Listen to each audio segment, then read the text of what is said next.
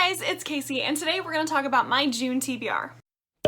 So I am shocked that June is already basically here, especially since I did not do so great on my May TBR. So every month I do 6 dice rolls to give me a number between 1 and 100. That corresponds to a prompt on a table of prompts that I have, and I assign a book for each prompt, with the goal being that I need to read all 6 of those books every month, and then I can add extras in wherever I can. This keeps me on track of my Goodreads goal of reading 75 books this year, and unfortunately it looks like I'm probably not going to be able to get last month's TBR finished. At this point, it's still possible, but it's unlikely that I'll get it done.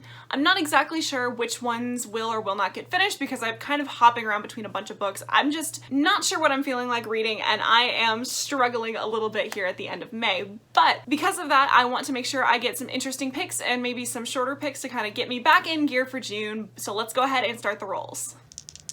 Roll number 1.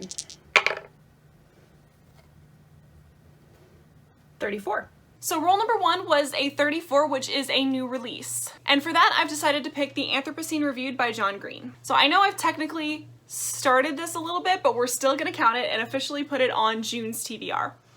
But this is a book of essays written by John Green. It's his first nonfiction book. It came out literally last month, so it is a brand new release. And in this book, he reviews different facets of the human-centered planet on a 5-star scale. So he picks different ideas and concepts and things, such as Halley's Comet, Diet Dr. Pepper, or Canada Geese, and writes a Yelp-style review and eventually gives them a star rating at the end. But each of these essays is really kind of a reflection on his life or humanity or the state of the world, and I've really been enjoying the ones that I've been reading. This was originally a podcast, and I've listened to the entire podcast and I absolutely adored it, so I pre-ordered this as soon as I found out there was a book coming out, and I've been reading just kind of like 1 or 2 a day, and I've been very much enjoying it, so I'm excited to put this on my TBR for June.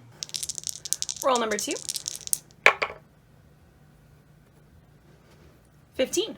The next thing I rolled was a 15, which is a biography or a memoir, and for that I'm going to be picking Persepolis Volume 2 by Marjane Satrapi. So this is Volume 2 of her graphic novel series that talks about her growing up in Iran during the Islamic Revolution. I read Volume 1 almost a year ago at this point and just never managed to continue on to Volume 2 despite having it, so I felt like this would be a good time to go ahead and fit this in, as it fits perfectly for this prompt, plus since it is a graphic novel, it won't take me that long to get through, which might help me get back on pace with my reading goals. I really enjoyed Volume 1, I thought it was very interesting and that this was a very fascinating medium to kind of tell her life story in, and I'm excited to go on to Volume 2. Roll number 3. 8. Roll number 3 was an 8, which is a YA fantasy, and for this I am picking one that's a little bit bigger, but hopefully, because it's YA, I'll burn through it very quickly. And for that, I'm picking Days of Blood and Starlight by Laini Taylor. So I read Daughter of Smoke and Bone solidly about a year ago at this point. I give it 3 stars. I liked it, but didn't absolutely love it. I thought the last half was really interesting, but I didn't care so much about the beginning. So that last little bit was so fascinating that I was very excited to see how that was going to carry over into the rest of the series, and then I just never picked it back up. So I figured this would be a good time because I looked at my shelves and I'm actually not in the middle of any other YA fantasy series right now that I can think of. So unless I wanted to start a new one, this seemed like the move to go ahead and cross this off my list. So this is about a girl named Karu who lives in Prague, and she kind of goes to school and has her normal teenage life. And Karu works for this man named Brimstone, who is a strange chimera demon-like creature who collects artifacts that she works through and he sells them to other creatures. Eventually she gets wrapped up in all kinds of events about a world that she did not know existed. And I know that's not the greatest summary in the world, but that's about all I can remember since it's been a year and I can't think of a better way to describe it. But regardless, I know this one's kind of long, but the spacing's pretty big and the font's pretty big, so I think I'll be able to go ahead and get through this one pretty well this month, even though I'm trying to give myself a lighter load. And roll number 4. 64. So 64 corresponds to gods. So for this, I wanted to pick a fantasy book that has gods as a central plot point or central characters because I love those kinds of fantasy books. And again, I'm not currently in the middle of any series where that is the case, unless I am just completely blanking on something. So for that, I'm picking Gods Like Jade and Shadow by Silvia Moreno Garcia. So this is a South American inspired fantasy book that follows our main character during the Jazz Age as she works through her menial life and eventually opens this small wooden box that she finds, and in doing so she releases a death god, an ancient Mayan death god, who takes her on what is described as a life-changing journey. I don't know much about the plot of this, but I know a lot of people absolutely adore this, and it's one that I picked up pretty recently, and I'm very much looking forward to getting to it. Like I said, I love god-centric stories, and I don't think I've read any that have to do with Mayan mythology basically at all, so I'm very excited, and it is also just beautiful, and I'm very excited. Number 5. 70.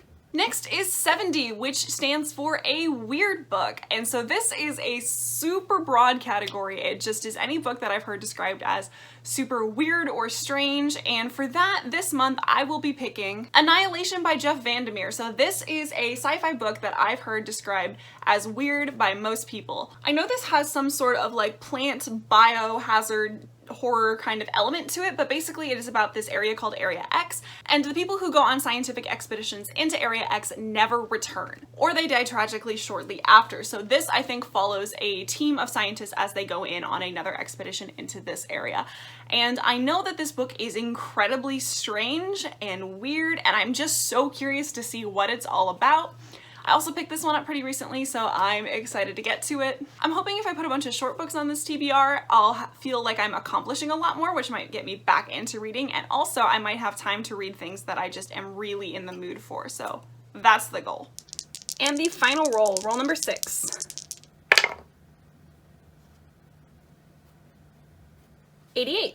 And our final roll was an 88, which stands for hard sci-fi, which wasn't exactly the way I wanted to finish off this TBR. I love sci-fi, but hard sci-fi, which is like heavily focused on the technology and the engineering of it, or something that is like the technology kind of makes sense with our current understanding of science. Basically, it has to be a lot more grounded in reality rather than having sci-fantasy elements to it, is kind of the loose definition I've been working with, and for that I'm picking The Three-Body Problem by Shin Liu. I am excited to read this book, but I am a little bit intimidated. I know that this is a super hard sci-fi, but I also have heard that this is one of like the most popular modern sci-fi books that have come out in like the last 20 years. And it is a translated work. It was originally written in Chinese, and I know that Chinese sci-fi specifically has like a lot of people who really adore it, but I also know that it can be a little bit dense at times. So I'm just generally a little bit intimidated, but also very excited to get to this. So this book is set against the backdrop of the Chinese Cultural Revolution, and in this, humanity sends a signal out into space, and it is responded by aliens who are coming with effectively the intent to invade Earth, and it focuses a lot on this interaction and the reactions of humanity back home, which vary wildly. And that is about all I know about it. I've seen a lot of people really like this, and the people who didn't thought it was a little bit dense or like difficult for them to read. So again, a little bit intimidated, but very excited, especially since I'm trying to get more into sci-fi. I like most of the things that I read in sci-fi. I love sci-fi like conceptually and in other forms of media, so I really need to start getting into some more modern sci-fi books. So that's on the list for next month. But all right, this plus The Three-Body Problem is my June TBR. And this is a much more reasonable size stack than the past few months have been.